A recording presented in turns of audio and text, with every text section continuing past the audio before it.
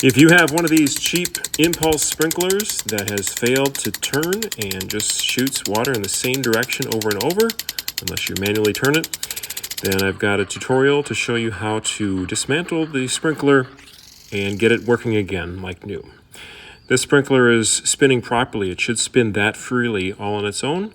This is one that is stuck. It is all gummed up inside and needs to be taken apart so that it will spin freely again and sprinkle where you want it to.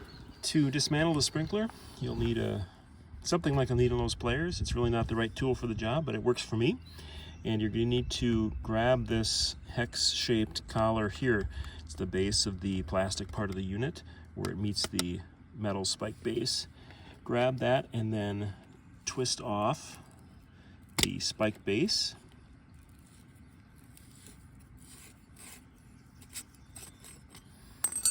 And then that will reveal this bottom piece that has that notch in there, where you'll use something like a pick tool and lay it in that notch. Grab the sprinkler head and twist it off. And this will unthread the sprinkler head from the bottom section here.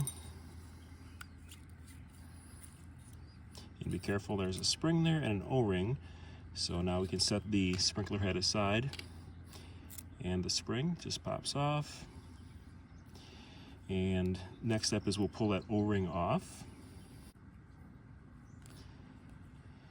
And then you are able to slide apart these two pieces, and this is your culprit here. Dirt gets caught in between these two pieces, and you might be able to see the scoring on this one where the dirt or sand particles get caught in there, and then it gums it up. So once these two are apart, really just rinse it in water, or vinegar water is what I'm using, to cut that dirt out of there, and then when they put it back together, they'll be able to spin freely.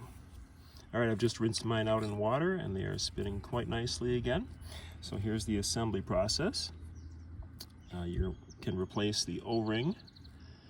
Again, being careful to hold on so it doesn't spring off on you.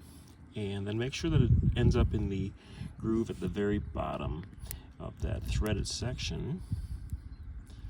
Make sure it's seated properly. Then reinstall your spring.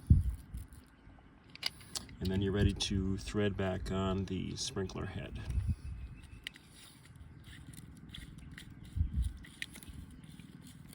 I'll use my pick tool again in the notch to tighten it securely, and this can be tightened pretty tightly, but there are plastic threads, so you don't want to over tighten that before you strip the threads out. And then once that's in place, you'll definitely notice that spins freely again. The last step is to replace the spike base. And grab that nut head again, tighten that securely.